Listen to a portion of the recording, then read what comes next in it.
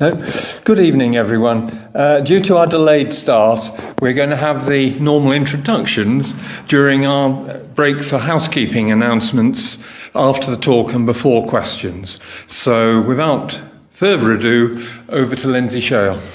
So, welcome everyone, and thank you for coming out to hear this talk this evening. Hello everyone online as well. So what I'll be covering tonight are some generalised Egyptian ideas that feature in Greek-Roman medical traditions. This topic forms a minor part of my PhD thesis, which is wider research on women's health and gynecological and obstetric illness in ancient Egypt. And what I have noticed in studying the Egyptian healing papyri is that a lot of the themes that we see in Greco-Roman medicine actually occur much earlier in the Egyptian evidence. So this will basically take you through some of those key ideas that have been longest lasting in medical traditions, continuing on into modern day medical thought. But a warning there that this is going to be heavily gynecologically based, because that is what I spend most of my time doing. So when we discuss Egypt, Greece and Rome, we often think of them as disparate and separate cultures. It's where we feel comfortable. We isolate these cultures and study their parts separately. But this is also translated into how we study these overall in terms of the disciplines. We separate classics, covering Greece and Rome, while Egypt is assigned its own discipline of Egyptology. However, throughout the histories of these nations, we can see that there was actually a lot of cultural exchange. There are lots of reasons why this happened, and I'll cover those in a moment.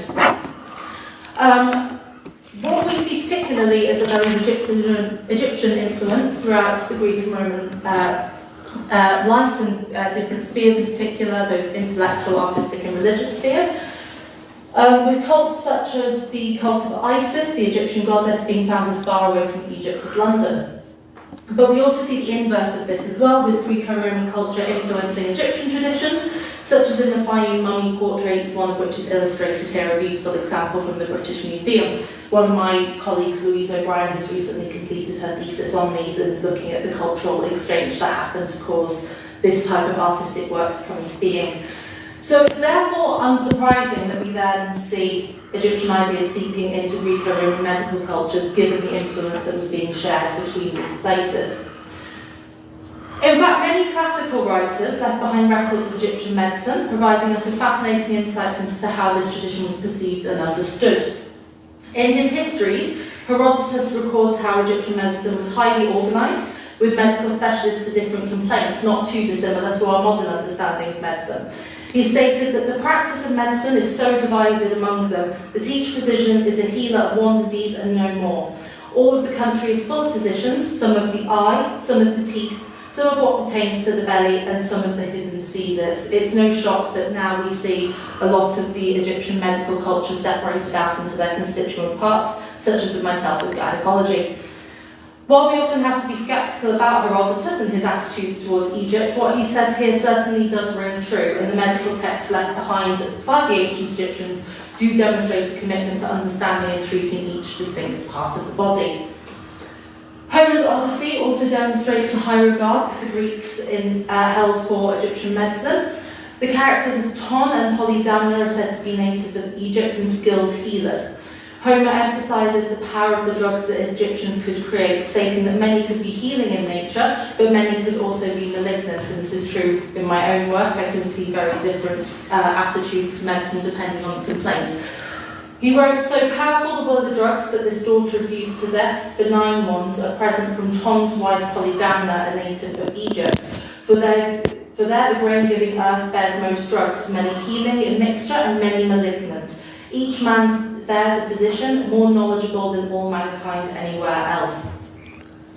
This demonstrates that actually the Greeks held this culture in high regard for their healing techniques, and in particular they believed that Egypt was the place to be in terms of gaining medical knowledge.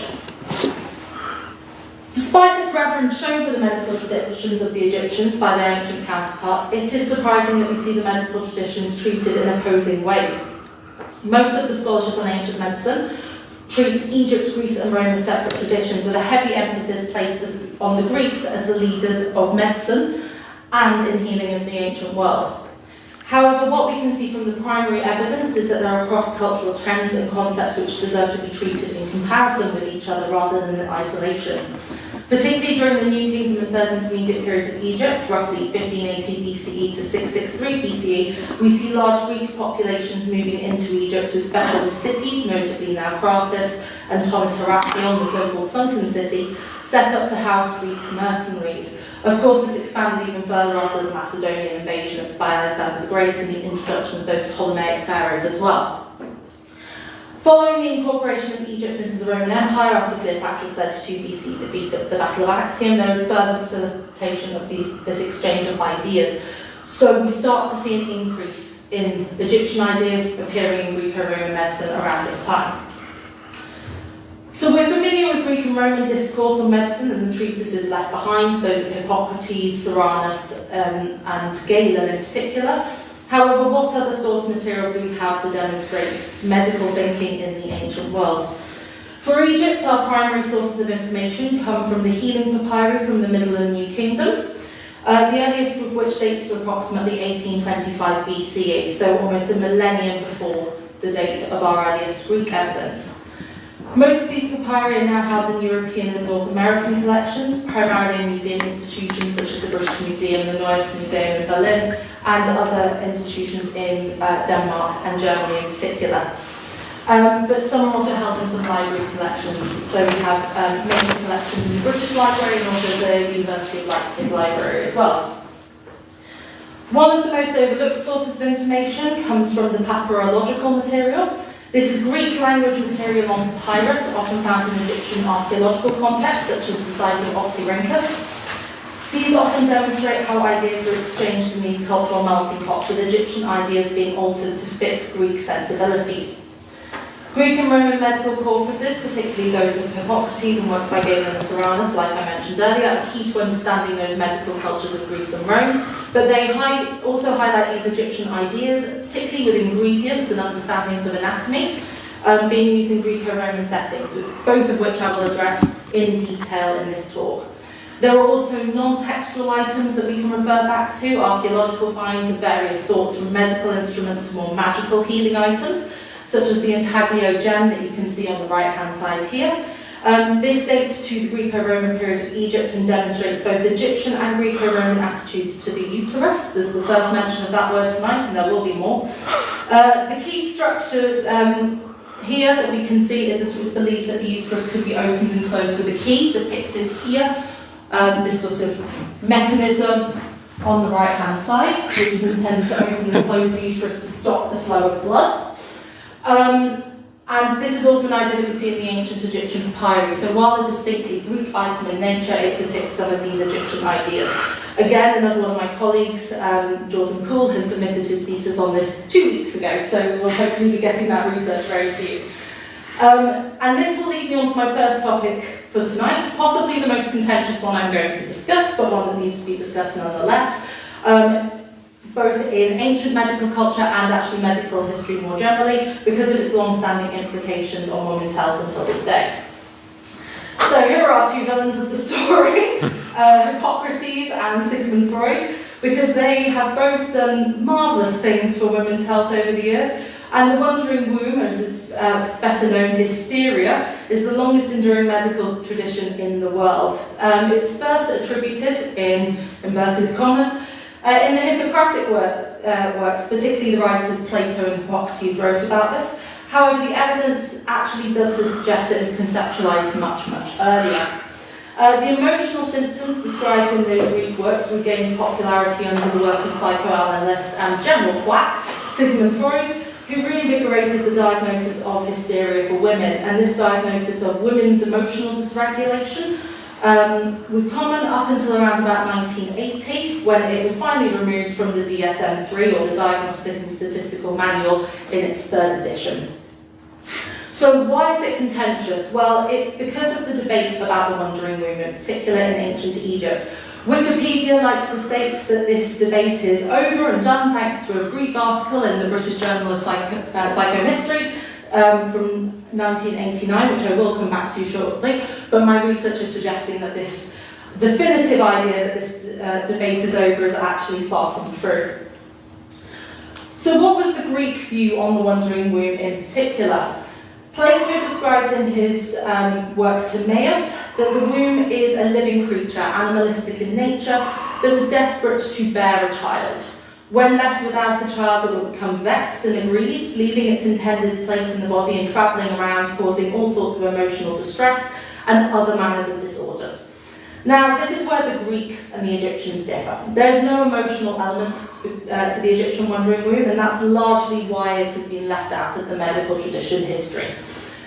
What we see in the wandering womb in ancient Egypt is actually much more physical and much less emotional than what we see in the Greeks, who like to yet again reiterate the fact that women are too emotional to hold positions of power and are purely there to bear the fruit of their husbands. So two key publications have argued either for or against the wandering womb. In her treatise Hysteria, the history of disease, which you can see on the right-hand side there, Elizabeth identified correctly the evidence which shows the form of the wandering womb disease in ancient Egypt.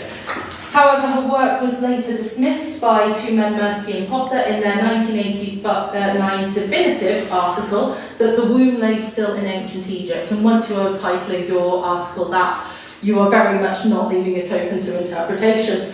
Working from old translations, they decided that the Egyptians did not conceptualize the womb as a moving organ and that it was static. However, looking at the translations that they have worked from and doing my own translations, the grammatical concept that they have mistaken, it can clearly only refer to the wandering womb, and I'll come back to that. So, where do we get our evidence from? Well, this is that early papyrus that I mentioned earlier. This is the Kahun Gynecological Papyrus, and it's one of the oldest medical texts in the world. The Mesopotamians might have a slightly longness, unfortunately, but it is the oldest medical treatise that we find from ancient Egypt. It was excavated by the team of Sir William Flinders Petrie, well-known father of Egyptology and also eugenicist, during his 1889 season at the town of Kahun in Egypt's Fayum Oasis, the same area that we get those beautiful portraits from that you saw on one of the earlier slides. It can be dated to the Middle Kingdom, circa 1825 BCE, to the reign of Amenemhat III, thanks to a date left on the back of the papyri. Some administrators have really made things easy for us there. And it's now held in the Petrie Museum of Egyptian and Sudanese Archaeology within the University College of London complex. Oh, don't know why it skipped all the way to the end there. There we go. So, there's only one prescription in this text which describes the wandering womb, and this is prescription 2, which you can see a transliteration and translation of here. So the transliteration is how we read the Egyptian, and that reads Sheshau Set Meher Idates Em-Hep, and it's that Em-Hep that we really want to focus on. When we're working from Egyptian papyri, we're working in a script called hieratic.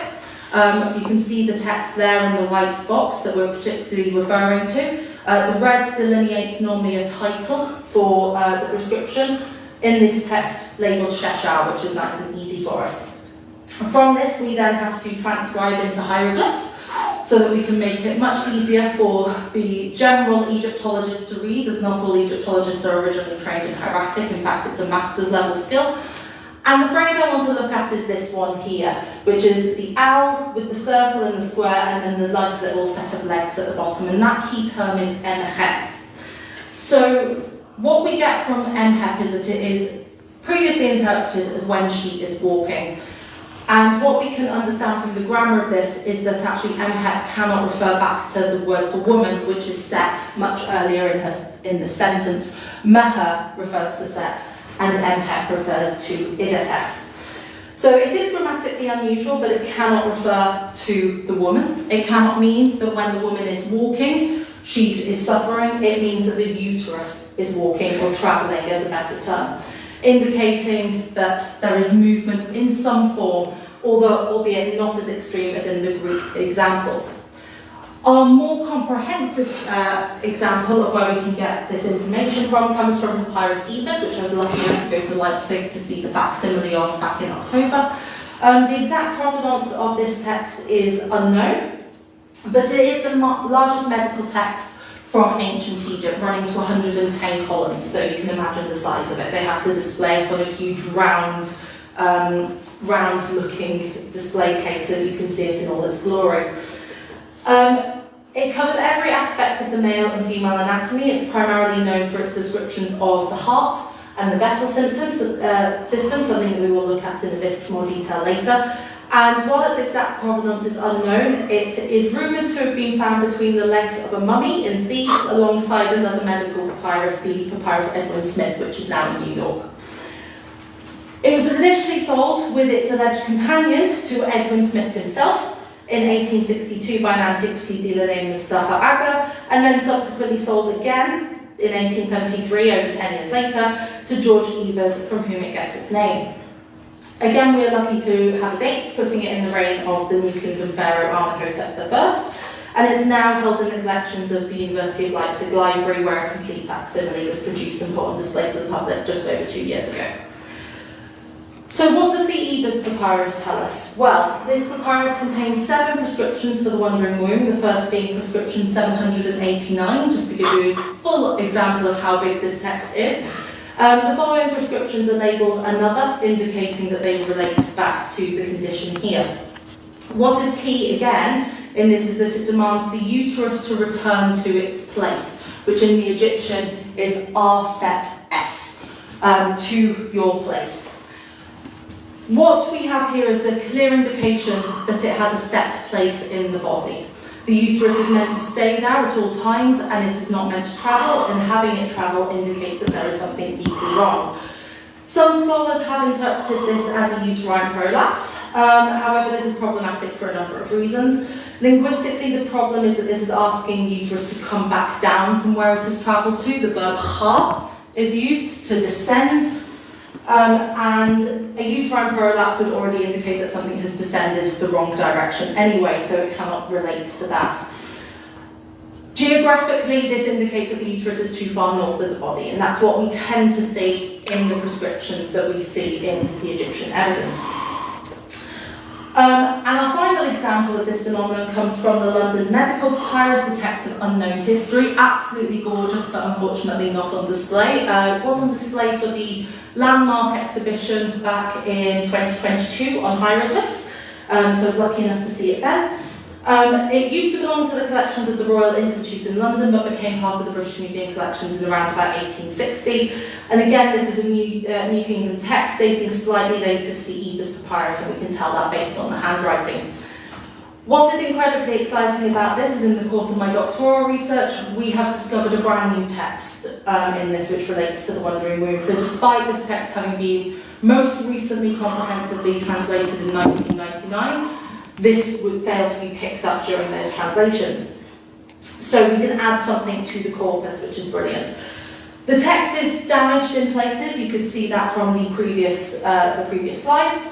However, what we can see again is that we can make out the instructions for the uterus to once again descend to its place, which is what we can see here circled. We've got the ha, R set, turned there on the screen. So the seat indicates the place, ending with that house determinative at the bottom, that sort of square with an entranceway in it. Again, what we're seeing here is that the uterus is given agency. It's asked specifically in the imperative to return to your place, descend to your place, and again the uterus is moved northwards in the body and needs to be brought back down. So the Egyptians believed in a set place for the uterus and believed it could wander from that, causing physical symptoms. It's not just the uterus that we see moving in ancient Egypt, we also see the ra'ib, or the stomach, and sometimes the ib as well, the heart moving within the body. So how did this transition into Greco-Roman medicine?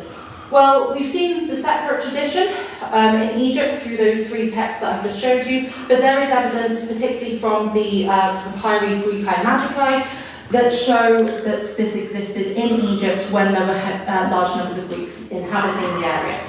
So Papyrus Graeco-Magi 7 was brought from Egypt to London by Ernest Wallace Budge, a very famous Egyptologist. If you pick up any book on Egyptian magic or religion, it's likely to be by him, and is now part of the British Library collection. It dates to the 3rd century CE and is papyrological evidence of shared practices of Greeks and Egyptians of magic, medicine, divination, and poetry. But what we're going to focus on here is the one example of a ascent of the uterus spell. So this is slightly different. What you can see here in the underline are terminology or terminological items that actually replicate those found in our earlier Egyptian evidence. So with our previous example, it opens with shenet kart idet. So a conjuring of the vagina and the womb. And what we see here is that this is the rubric, our title for the ascent of the womb, and then the practitioner of the medicine is going to say, I conjure you, directly addressing the womb itself, something that we saw in the previous text. We then see further down, after some various invocations which haven't been fully understood by the translator here, that you return again to your seat, replicating that idea that we saw in the previous evidence that the uterus had a set place in the body and needed to be brought back to it. And again, we see that replicated, and that your proper place. Again, demonstrating these ideas that the uterus was able to stray and had to return to one set place in order for a woman to return to full health. So we're showing the cultural transition in this, but also with the Egyptian phrasing and the concept also being transmitted in the linguistical ways as well. In line with what we see with the Wandering Womb prescriptions from ancient Egypt, some of the treatment methods that were found in Egyptian prescriptions are also found in the Greek medical treatises. So in the Kahun papyrus, we see that the Wandering Womb is treated with a method involving pelvic fumigation, a technique that was primarily used to deal with disorders of pain in the pelvis and sterility as well. In Greece, we see these same methods being used to treat complaints associated with breathing, not too dissimilar from steam therapy and nebulization that we see in modern medicine. However, it is also seen to treat issues associated with fertility in the female body. This technique was then further passed down into Roman and Byzantine medical cultures, and it remains one of the longest lasting medical traditions to this day. You can see the image on the right, which shows fumigation apparatus from around about the 16th century. And this method is still employed in the modern day in cultures such as India, where it's known as Yoni Dupana, which is an Ayurvedic tradition utilising medicinal herbs which are then heated for fumigation purposes. There is also a repopularisation of the trend in alternative health circles in the West, particularly thanks to the intervention by one Gwyneth Paltrow, who has repeated claims that this treatment balances hormones and revitalises certain aspects of the female anatomy. I'll leave you to your own imagination on that one.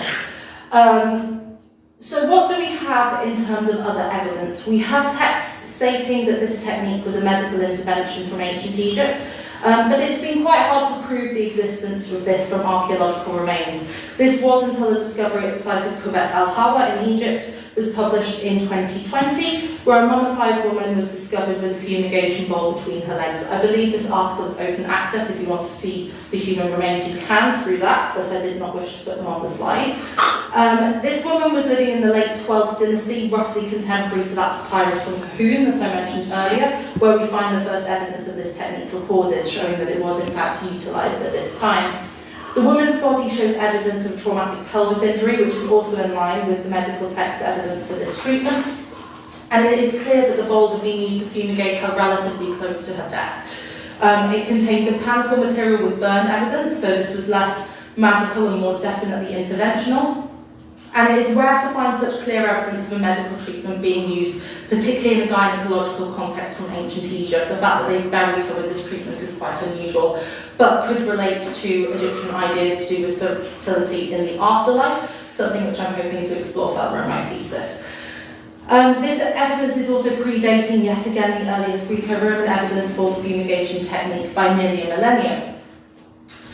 With the Greek and Roman cultures, we see a different attitude towards womb fumigation and a different reason for it being used. According to these traditions, the womb was to be treated as a wild animal that needed to be tamed, and fumigations would be used to control its movements and settle it. So Soranus is one of the more sceptical ancient writers when it comes to the Wandering Womb. However, he does write that the use of ill-smelling odours was particularly useful to calming the uterus, because like a wild animal, it would flee from these foreign smells. So it was intended to try and manipulate the uterus back into place. The use of smells would cause it to return to where it's meant to be in the body and then restore the woman to full health. His drawing of the womb, which is here on the left, is the earliest depiction of the human womb on a written manuscript, and I specify human because the Egyptians utilised an image of a cow bicornuate uterus in their writing of the term. And I think it was Griffith who wrote a very fascinating article about how he had a conversation with a butcher about this. He was like, that's definitely a cow uterus. The shared understandings of the female anatomy are not just linked to the uterus, but also the system as a whole, and this related to men as well. So we see particularly similarities between the Egyptian vessel system, known as the metu, and the Greek system of humours within the body, and this connection cannot be overlooked. There's recently been a very interesting article, which I link at the end, if anyone wants to go and read about this. The Egyptian system is extensively recorded in Papyrus Ebers in that Book of Heart that I mentioned earlier, and the metu system was believed to transport all manner of bodily fluids around the body. So most commonly this describes blood, which of course we do know travels around the vessel system, but also urine and mucus being transported around the body. It does extend further than this as well. So the metu system connected the heart to every part of the body, but the Egyptian conceptualization of the vessel system was far more extensive than the modern cardiovascular system that we understand in modern medicine today, transporting a variety of bodily fluids and claiming that these bodily fluids, when out of balance, could cause illness and injury. Like with many other aspects of Egyptian medicine, elements of this are demonstrated in terms of similarity to the concepts of the humours seen in the Hippocratic text Places in Man. These focus on 4 particular bodily fluids: phlegm, blood, black bile and yellow bile.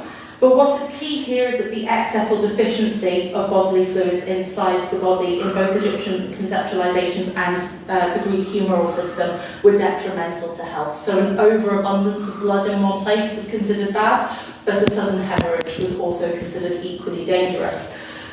We see that this is a common theme which binds together these medical cultures, and what we want to incorporate more into this is how the two fed into each other. So the fact that the metu system also transported not just blood, but these rather sickly fluids, particularly things like feces and bile, around the body is not dissimilar from what we see in the ideas presented by Hippocrates.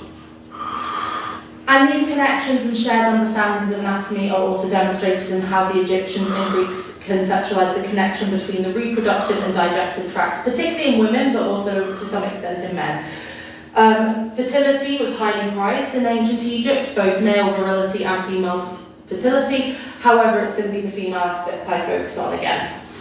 It was believed that if this passage between the reproductive and digestive tracts was blocked, that a woman would become infertile, so it was vital to maintain the openings of these passages.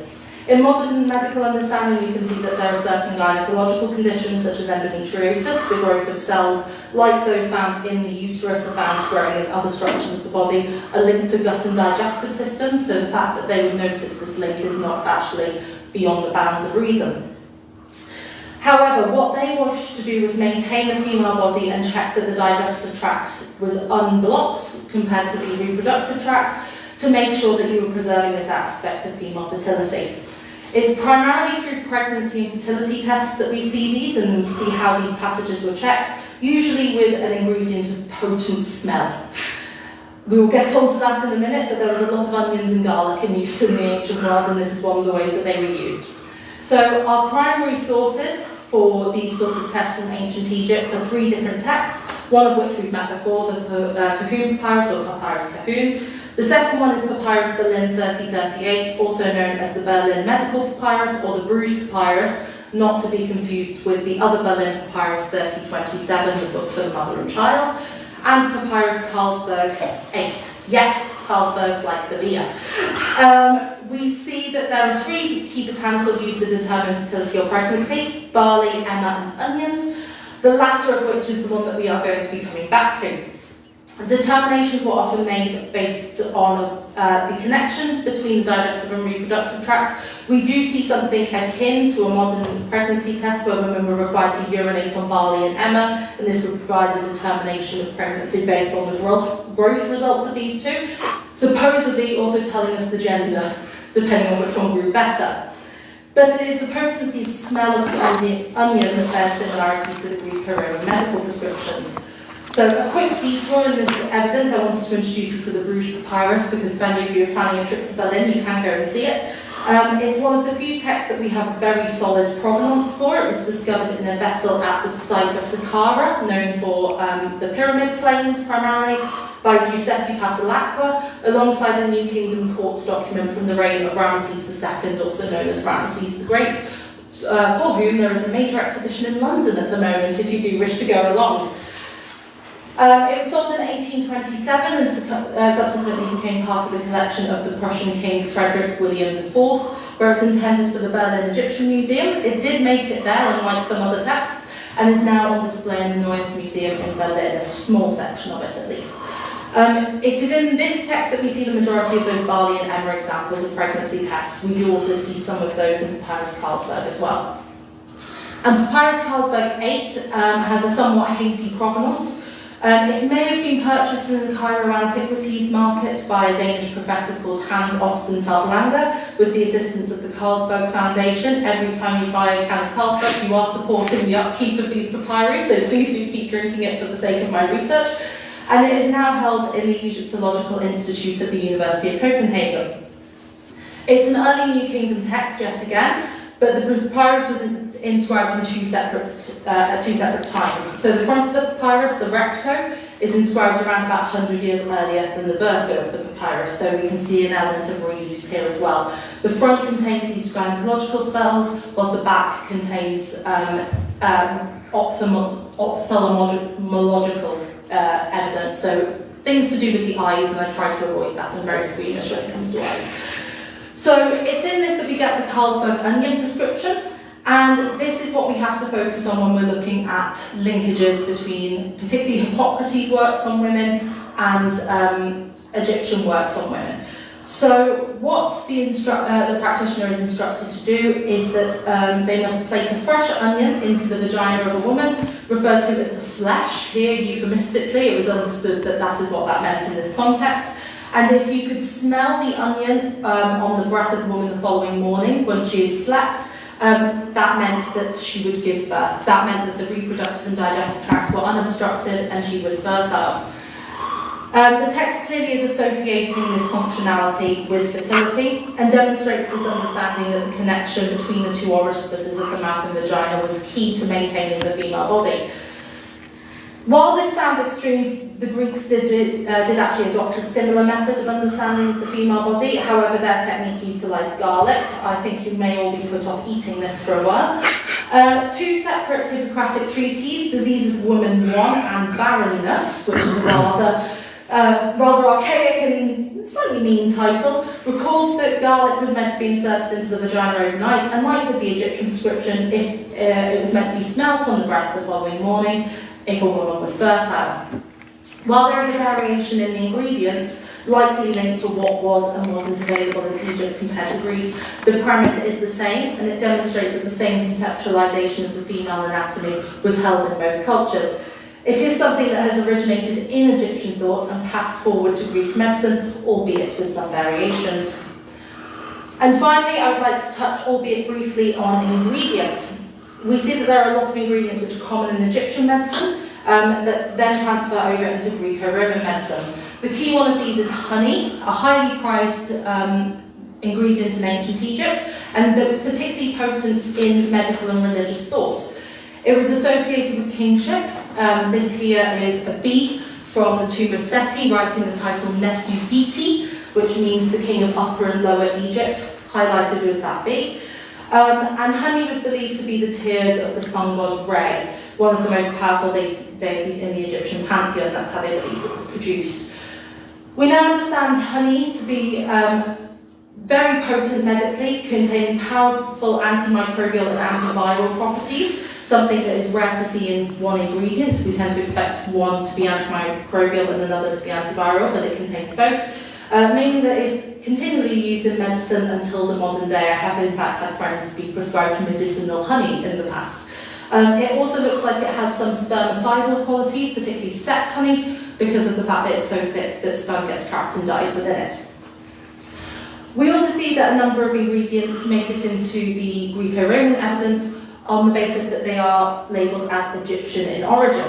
So this is something that reinforces those perceptions that the Greeks and Romans had of Egyptian medicine, and that we looked at earlier with the ideas that Homer and Herodotus had actually passed forward about the potency of Egyptian prescriptions.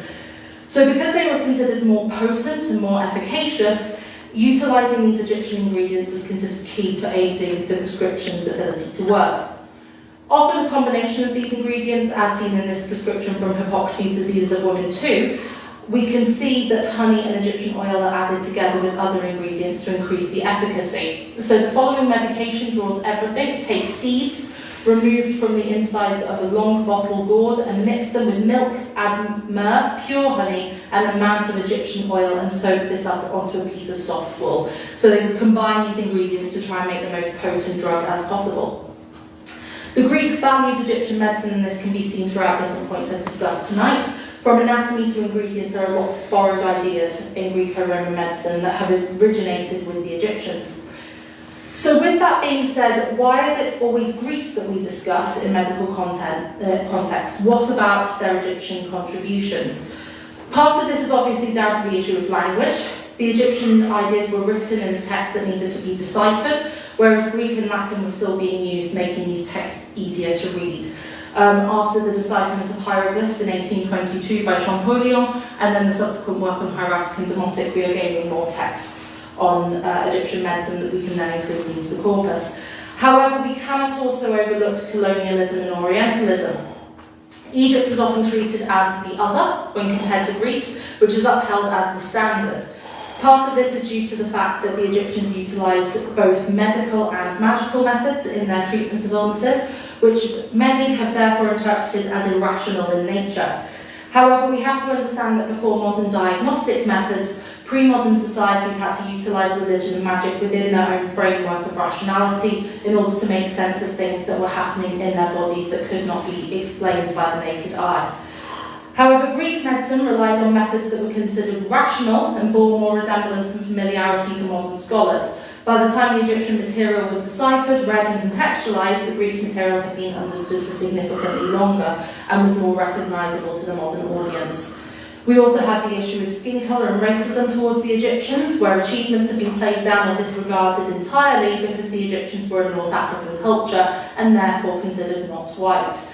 This is perpetuating trope that underlines an awful lot of conspiracy theories, the most famous of which is that the aliens built the pyramids and the Sphinx and not the Egyptians.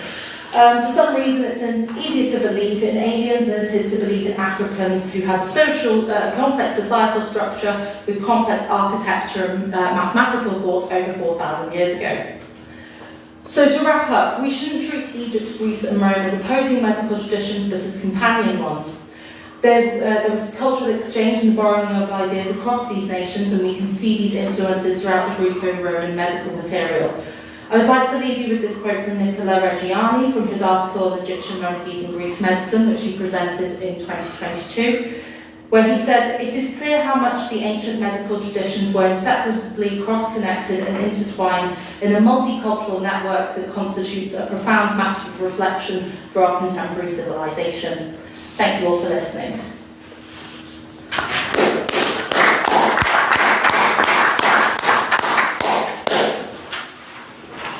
Well, first of all, thank you very much, Lynsey, and apologies for my late arrival. It's okay. I'm hoping that they'd fix the signalling when I rolled up to Manchester this morning, but clearly the signalling has not been fixed, so it was equally grim on the way out. But if we give you a little rest now, I meant to rabbit on a little bit about what the branch is up to next, so I'll do that, and then if you'd be happy to field some questions, yes, of course. We'd be very grateful. So, we are, of course, coming towards the end of our cycle of meetings for this year, and what we've got left is the next one, which is here again in Keele Hall, but down in the bar rather than here, which was a good idea in my opinion, is a play reading in English of Plautus's Mostellaria, the one usually called The Ghost Story. And I know Lynsey has worked on demons and stuff like that. Very much my area. And in fact, I'm going to go and give a talk at MGS on Roman ghosts tomorrow, so there's sort of a degree of commonality in that regard. But please do come along, it's quite an entertaining story. It's a sort of one of those things which has started off the haunted house tradition, which we see very firmly embedded in Western ghost stories. I don't know about Egyptian ones, perhaps there are haunted ghost stories in ancient Egypt, I don't know. We get some hauntings, but it tends to be the soul haunting the person. Okay. Yes. And after that, so that's on the 16th of April, which is a Thursday. And after that, to finish the cycle of stuff for this year, we have John Drinkwater coming over from Sheffield. John, the Romanist, works mainly on the Western provinces, and I think mainly Gaul, although he's also published a very interesting book on Nero in recent years. But he's also a numismatist, and what he's offered to do is bring some of his specimens over here so that we can have a sort of hands-on session with Roman coins. So if you're interested in numismatics, and who isn't, please do come along and have a look at that. Both of those events are free. I should say when it is, shouldn't I? It's on the 14th of May, which again is a Thursday coming up. So please do consider coming along to those events. And I think that's all the announcements that we need to make at this juncture. So if Lynsey is happy to field the odd question, yes. I will be very grateful. And maybe I can sort of start with. So there are loads of things there. One thing that you were talking about, magic at the end. Yes. And Western tradition also is full of magic. I mean, the divergence, I don't know when it started, really, 16th, 17th century, maybe something like that? It's relatively late compared to what we would think, yes. So, and I don't know if you can flip back to the amulet you showed. Yes, because stones interest me. So one question I was going to ask is there in this tradition the use of simply binding stones on people? I'm thinking of the text I'm working at the moment is Damigeron's De Lapidibus, and this is probably an Egyptian text, I think, as far as most people think. And there are quite a few things. You simply bind a stone. Sometimes the text is very specific about where you bind the stone. But also those stones quite frequently are not engraved. It's simply the fabric of the stone which carries the power, so to speak. And I wondered whether there's anything like that in the previous Egyptian tradition, the use of amulets for this, or binding them on the stomach or whatever, and indeed whether they're just stones or whether, like this rather splendid one, they're engraved. Is that Horus on the side? Yes, so it's a range of Egyptian deities. So Jordan knows this one in much more detail than me, but we've got Horus, we do have a variety of scarabs as well, and then the various snake deities that were associated with the Greek reads Horori, is that right? I believe so, yes. Again, and then I'm not sure underneath what that is. Again, this one is very much Jordan's specialty. He's been looking in detail at how these were made. So he has a high-powered microscope that he uses at the university, and he can count the number of different engravings to actually create an idea of how these were made. I would have used one of his images, however, every time I put them on, because they're that detailed, they crash my computer. So you could blow these things up so they were on basically the side of Piccadilly Circus and they wouldn't lose any resolution, to give you an idea of the fireside. But stones, absolutely. We see, again, in the London Medical Papyrus, which I discussed earlier, we see carnelian, a red stone used in the prevention of miscarriage. So the idea is this was meant to stop the bleeding by replicating the blood in a magical sense. We also see binding and knotting. Vilica Vendrick has done a lot of work on this. She looks at how knots could be used and the symbolism of the numbers of knots. So in certain prescriptions it says 4 knots to be made to replicate a certain amulet. We also see amulets that replicate certain parts of the body. So one of the most famous ones, the Tait amulet, is actually meant to represent the spinal column. So it's put onto the body on the back after mummification to make sure that someone could actually get up and walk and do everything that they wanted to do. So amulets absolutely are seen. These ones could also be inset in jewellery. So we occasionally get intaglio rings, for example, but the womb ones seem to be very specific to women wearing them. There are a variety of uses. Someone has just written about carnelian usage actually in mummies. That article came out a couple of weeks ago because my supervisor recommended it to me last week. So we have a lot of different amulet type objects where magic and medicine were clearly intrinsically linked. And the stone colour is often important. Yeah. No, thanks for that. So that's rather heartening. I think what it shows again is a sort of continuity. So I agree with you. I think the wearing of jewellery with set stones, the stone itself, very often I think is meant to have a certain set of powers, and we rather neglect this exactly. attitude. And also I think where we are with medicine now, obviously we're having to navigate a world where there is a lot of disinformation spread online, and the rise in naturopathic medicine, which can have its benefits, but they have to be, scrutinised and made sure that it does stand up to what it says it does, with things like healing crystal techniques. Absolutely. Yeah. So it is something that is enduring, but we still rationalise it as quackery today, and actually this held a lot of power in these cultures that didn't know what else would help in many instances, because they didn't have the medicines that we would have, for example, for miscarriage, for issues with the heart, so they would rely on things that replicated that in some way.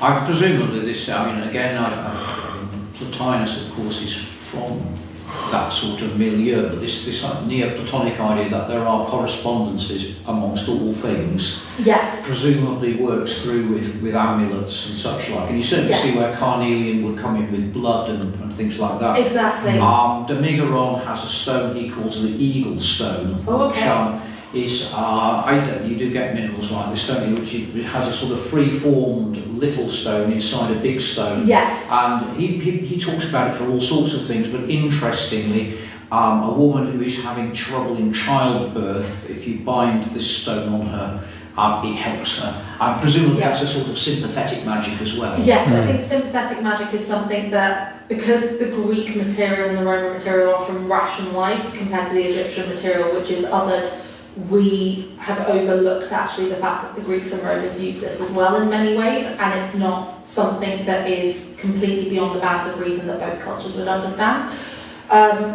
We also have stones that then cut into shapes of, like I said, the spinal column, but also of gods. So we get a large number of Bes amulets, for example, Bes being the only Egyptian god always shown face on, because he's meant to jump out and scare demons that come to harm a mother and child. He's very unusual because he is, well, by our standards he's very unusual because he's a demon god. He's demonic to other demons, but a god to humans. But we get a lot of amulets specifically of Bes. Isis and Horus is a major one that we get, showing sort of motherhood, particularly Isis nursing Horus on her lap. These tend to be made of faience, but we do see them in other materials as well. Something that I've found in one of the texts that has previously not been included in this corpus, and I'm very excited because it's included in my thesis, Papyrus Leiden 1348, is clay dwarfs being made. So again, they were meant to probably visualise Bes, but in the museum collection I work in Liverpool, we actually have one of these clay dwarf figurines, and it's very exciting to see how they might have actually used that within their own medical culture as well. So there are some interesting things that we can see in the materiality that are often overlooked from many. I'm sure this isn't an ancient Egyptian god and gnome. No, it's not, don't worry. They were used in household shrines to protect the household, primarily to protect mothers and children, particularly mothers as they are about to go through childbirth, and this relates to a childbirth prescription. And to be fair to the classical world, I mean, dogs tried quite hard with the Greeks and the irrational, didn't they, to say that, this super rationalising view of the Greeks just isn't true. Yes. And again, I think if you were to look back to say that the people working in this field in, say, the 17th and 18th century, very often they are happy with this. Yes. I don't know where we would draw the line. If my colleague Alison Sharrock was here, I would blame Virgil because it would annoy her. But I mean, it is quite interesting, isn't it, that in that great battle scene where the Emperor Augustus saves the world, we major on the other side that there are Egyptian deities, yes, facing off against Greek deities. On the other hand, I mean, there are many texts, aren't there, where Egyptomania did exist in the classical world. It existed in the Egyptian world. So we have graffiti from the New Kingdom, particularly around the time of Ramses the Great, which is effectively Amenhotep was here, written next to the pyramids. So by that point, the pyramids were already a site of veneration. They were already considered ancient enough that they were a tourist destination. So it is quite interesting to see how this has continued for an extended period of time, even before the Greeks and Romans were really in Egypt as well. We tend to think of Egypt as ancient, but we also don't realise how ancient it was to itself. Yeah. So these techniques that we see were incredibly enduring, and you just have to think of the time scale that we're looking at here. For hysteria to have started circa, hysteria in broader form, the Wandering Room as I prefer to call it, to have started in 1825 BCE and not have been taken out of a medical document until 1980. That's over 3,000 years, verging on 4,000. So we are looking at very, very extensive medical traditions that we cannot quite comprehend how glued into our own consciousness they are. We still get, of course, women being told that they are hysterical when they go for a general medical, if they're concerned about something today. So these ideas have permeated everything since approximately 1825 BC, and that's just when it was written down. So the idea likely existed much, much earlier.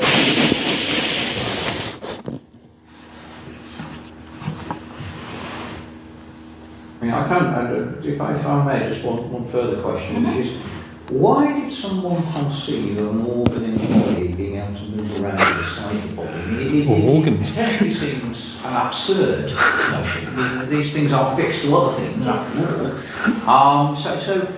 In some cases, they're fixed to things that they shouldn't be.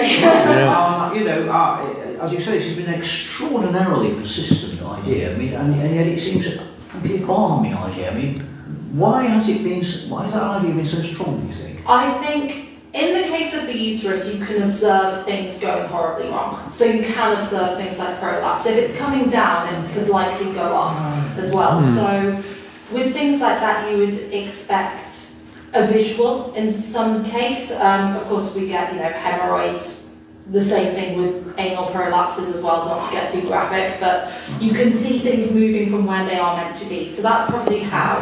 The majority of Egyptian medical thought, we believe, comes from mummification observation. So looking at the organs in situ during mummification was likely where they got the majority of their medical knowledge. That and battlefield injuries as well. We've got some very graphic mummified people with battlefield injuries. The Edwin Smith papyrus is very brutal. It says, if you observe this, then there is no hope for him. So they get very much to the point with that. But I believe with the Wandering Room in particular, what goes up must also come down, or inverse, what comes down must also go up, and that's probably how things have originated.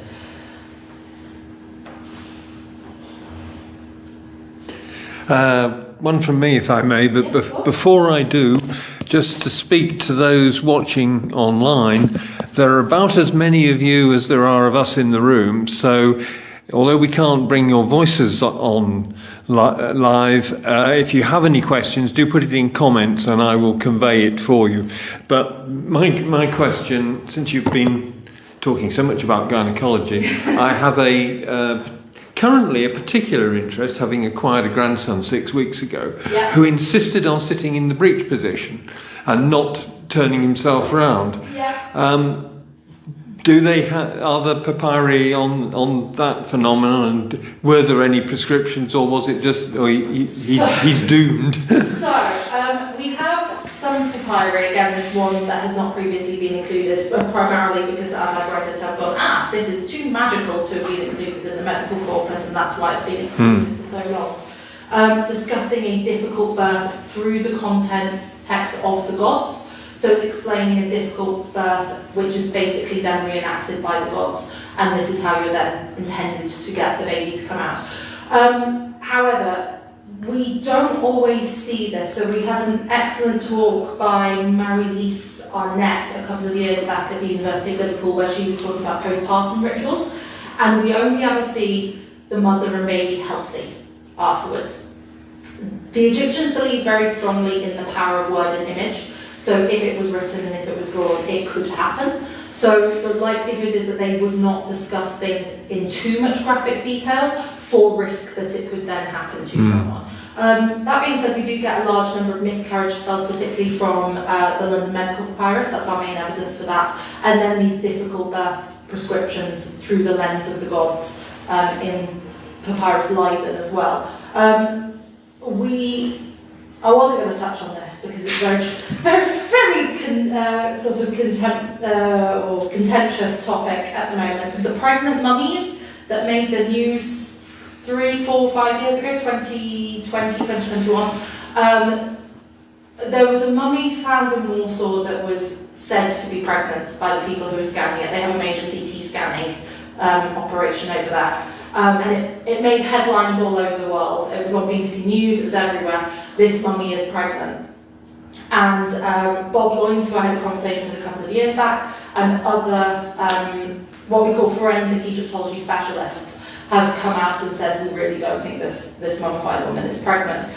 However, we do have a Coptic body that does show significant trauma to the abdomen, with twins in particular. So something that we don't get written down is what I refer to as extraordinary birth.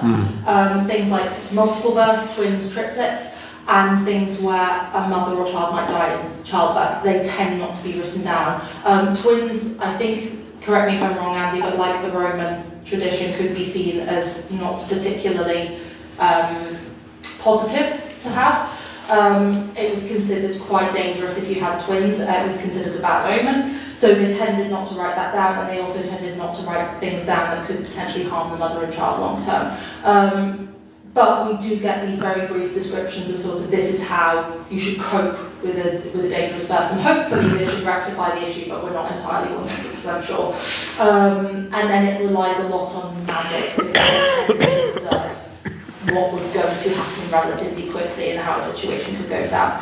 Suzanne Ornstein as well has written about childbirth trauma in 2 sets of remains, and how you can see that these women had clearly died very close to childbirth, and based on the pelvic disorders and the pelvic, in one case ripping apart, that it was an unsurvivable birth injury basically. So yeah, obstetrics, very, very, very dangerous time in ancient Egypt. We think it's about a 40% mortality rate for children pre the age of 5. And God knows how many women were also dying during that time as well. In the case of the woman who had her pelvis effectively ripped into 2 pieces, they then tried to tie it back together in post-mortem, we can tell it's post-mortem, to basically restore her body to the form it was meant to be in the afterlife, so that she passed forward in complete form as well. So they had a lot of superstitions about this, understandably, given the circumstances. I mean, I'm from Telford, and we can see what happens when maternity goes wrong. So if you've got a mortality rate of 40%, which begs the question of how successful were all these treatments over 4,000 years? Yes. Isn't it possible these guys are literally writing down things to make people feel happy, because most women went through childbirth and it's 50-50 whether the woman dies? Yes, I think that is the case. Again, a lot of the things that I deal with are related to disorders of menstruation. So I think we might have one of the earliest recorded instances of menopause, where it says a woman who has not received her menstruation in a number of years, which has been broadly understood as amenorrhea, but based on the age that they're sort of describing, it looks to be an early example of menopausal inscription. I think in some cases we prescribe as well in the modern day to make people feel better. That's why we have palliative care as well, to make people comfortable. So this is an example probably of making someone comfortable in a circumstance that is not going to improve for them. I think there's quite a lot of evidence to suggest that palliative care actually has a bizarre positive effect. It does. Beyond the... Now, I'm just going to put a hand in there. My wife, who I love immensely, the whole process of her body is completely out of my ability to understand as a 65-year-old man. Well, isn't it possible that these guys are saying we have no idea what's going on in the woman's body, which is magic when it comes down to children, and the travelling womb? I can assure you, my wife's womb exists all over the place sometimes the year. Yes, they have a very, for the time period, and given that this cannot be seen to the naked eye, very good understanding of eggs in the woman. So there is actually a prescription for strengthening the egg, making it more fertile, making it endure pregnancy. Which is what we do today, though. Yes, so there are linkages there in the terminology with what we see today. That being said, we cannot prove 100% how efficacious these things work. The contraceptives seem to be quite good. So the honey contraceptive seems to work, providing you use set honey, apparently, according to Rosalind Jansen. If you use running honey, it's a bit... I'm feeling Hopkins talks a bit. Yes. And then we also have one prescription which would render you sterile permanently. So in that sense of contraception, it would be very good because it utilises crocodile dung, which is then turned into a pessary. There are multiple reasons why that might work. Smell alone. But actually the bacteria in it would cause sterility. So it's effective in a different way. But you're absolutely right, we can't 100% prove how efficacious these things were. But as a society, we don't like seeing other people in pain. And in fact, when other people enjoy seeing other people in pain, we tend to register that as a problem. So these were often designed to make people feel comfortable in situations which were clearly very dangerous and were understood to be very dangerous as well. Especially with the Edwin Smith papyrus and the surgical treaties, sort of, this man is doomed, but tell him this to make it easier on him. So they could recognise that a situation was potentially bad, and it was basically about just comforting that person with some knowledge. And I mean, we still do that with it's all going to be okay, even when we can see to the contrary, that a person probably won't survive something. So you're absolutely right. In many ways, these things were probably written down to try and ease someone through a situation which was not going to end well for them.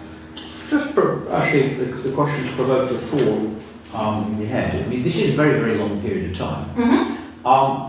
Does medical thought in the Egyptian world move on? In other words, what's around in the New Kingdom is, by the time we get to, say, the Hellenistic period, are people saying, well, actually, no, that doesn't work. So do things fall out of the record? I think it would be something more interesting to study. Again, it's not something that we have a lot of material on. Again, because, as you'll know, Andy, working in Manchester, interdisciplinarity has only recently become a huge thing in academia, with classics and Egyptology very much pitted against each other in many ways. Now we've got a lot of specialists who actually work in both. So my undergraduate supervisor, for example, who you may actually know, Marina Escalano-Paveda. Vaguely, but yes. not well. She worked at Liverpool, then Manchester, and now is back at Liverpool. She is a lecturer in both classics and Egyptology, and can bring the two cultures together in a way that most scholars can't, or it takes 2 or 3 scholars to do. So if we look at things like that, the way that we've separated the disciplines doesn't help, because we're missing, there's huge gaps in the data which could be studied, but because we don't have someone with, for example, the classical reading knowledge of Greek and Latin, and someone with the Egyptological, religious and societal knowledge, those things have been overlooked. We're getting a lot more of that through now. And then Marina has been doing a republication of, that text there. So, the corpus as a whole, the Papyri Graeco-Magi. So they're sort of being re-examined now through the lens of, here's someone with Egyptology specialisms, here's someone with classical specialisms, and they can all be brought together more succinctly and with more oversight, basically. I think there's an element of my lucky numbers for the lottery. Yes. I haven't won. So I've changed my lucky numbers. And I think what happens with this is they've tried all these things over a period of 4,000 years. And at some stage, 3,000 years ago, someone else went, you know what, it doesn't work. Yeah. But the Greeks pick it up and go, well, we think it could work. Yeah. And they rewrite it.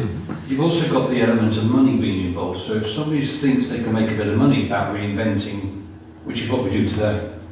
It's what we see with the wellness culture today, things that dropped out of fashion many, many years ago, making a resurgence, and out-of-date ideas making a resurgence, and quite frankly, non-founded ideas making a resurgence. I don't think you're wrong in any sense. It just depends on, we're not going to get the ethical approval to try out a crocodile-dung contraceptive, because if that goes wrong, there's going to be a lawsuit. But it also depends on, if this was still in use, it's going to be passed through the people who have now moved into a culture as well. So there is cultural exchange happening there with the ideas saying, oh, you're suffering from this might work, but it also might not work, and you're more likely to go for a medical culture that is available to you at the time. And given the high mortality rates, there's not a lot to lose, actually. Yeah. Nor can you demonstrate something is wrong. Nothing to lose and everything to And gain. it is only in the last maybe 100 years where that 40% has dramatically reduced in most societies. In most societies, and then again we have to distinguish based on white women versus Asian women versus black women, who have a significantly higher mortality rate in childbirth than white women do, because of inherent, as I talked about in the end, othering, the belief, particularly as a result of the father of modern gynecology, Sims, that black women have a higher pain tolerance, so they are less likely to be given pain medication, pain relief, or have their pain actually taken seriously when they go in. Is that true? Yes, there are studies on this. Based on, if you go to the hospital and you've got all the nurses and doctors are increasingly being from ethnic backgrounds, surely that is beginning to switch. Very slowly and very quietly, but up until very recently, I think the latest study was done around about 2023, black women still are significantly more at risk of birth complications and mortality. Well, that is true, yeah. Anyway, going back to this, what I find fascinating is clearly at the certain level of intellectual social level, Yes. there's a lot of interaction across the whole of the Mediterranean, which probably is a little surprising for somebody, say, 50 years ago compared with today, looking at it going, wow, even the grain, even all the stuff, everything that they were sharing, and something that Andy did with one of the Roman things about the coins. I couldn't believe how quickly they circulated coins across the whole of the Mediterranean. Yeah. It was propaganda, in fact.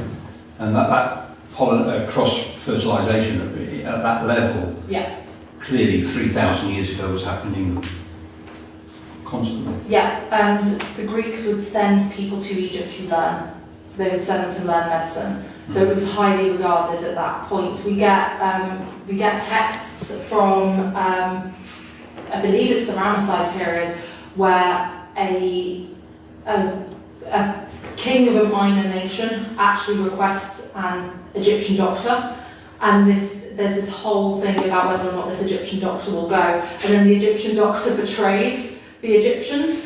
So they were still requesting, this was circa 1500 BC, I believe the story is, it's New Kingdom, and eventually this Egyptian doctor goes and betrays the Egyptians. So even at that time, they were sending doctors abroad, and it shows just how highly regarded the Egyptian tradition was, especially compared to now, where it's very much left out of the textbook. If you do the GCSE history of medicine, it starts with Greece, and none of this is included. So it continues to happen to this day, even though our Western traditions are heavily influenced by this, and also the Mesopotamian tradition as well. I was just going to say, there must be a wash of Mesopotamian and cuneiform material on medical texts. Am I right in saying? Yes, Ulrika Steinert is doing a lot of work on this, particularly on the bodily fluids aspect, which are very in vogue in medical scholarship at the moment, history of medicine. I mean, just going on the medical thing, you mentioned onions and garlic. I mean, clearly, maybe after 500 years, somebody must have come along and said, that doesn't actually work. Probably.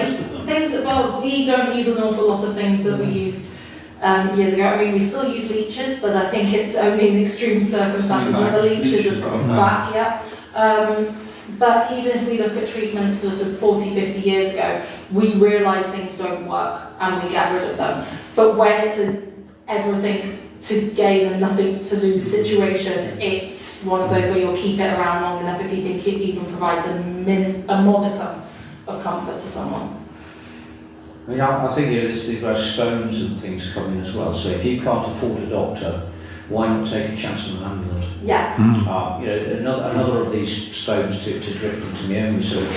Yes. Demigrant says if you put this stone in your house, it will keep burglars out. Now, in a world where there's no police force and you can't afford a flunky, why not go for it? Yeah. You see, rabbit's foot. People believe in rabbit's foot. People believe in lucky charms. I mean, it wasn't that long ago. We had lucky sixpences. We are here on St Patrick's Day. Yes. And we can't overlook things like the shamrock, for example, and how these symbols of luck. I mean, they print them on scratch cards, don't they? Things that are lucky charm scratch cards, for example. So we still have to understand that this is how people would rationalise, and how if you are in a situation where clearly there's simply no easy way out, this is what people are going to have to do to try and make things easy for themselves, or easier. I was going to say one other thing. I came to Keele 2, 3, 4 years ago, and to do a beekeeping course, absolutely brilliant. Yeah. But the guy started off telling you about the use of honey in Egyptian times, up until medieval times they were still using it. Yeah, Jean Kritsky has written a brilliant book on this, Beekeeping in Ancient Egypt, where he looks at all the different properties that honey has. You would also add honey to a prescription that was going to be taken orally just to make the flavours better. If you look at some of these ingredients, you go, that's not going to taste nice. So honey would make things better in that sense. But the Egyptian beekeeping tradition is well known, particularly because of their artistic representations. If we go back to that beautiful bee. It's one of the largest signs in hieratic as well. You can always spot the bee. It's beautiful. But Egyptian beekeeping is one of those things that is very well understood, but I think there's more research to be done. I'm currently talking to someone who's in Liverpool doing her masters at the moment. She's doing it on honey in ancient Egypt and its medicinal properties in ancient Egypt, so that will be very interesting research to read when she's finished the thesis. Brilliant. I think we may be done. I think we may. Thank you very much indeed. That's a fair number of questions. And I think it shows the interest and the richness of the material. I think you brought that out really well. So thank you very much. And on that happy note, we can have the "that's all, folks" thing. So thank you very much for coming along. And as I say, if you are interested in coins or indeed ghosts, please do consider coming to the next event.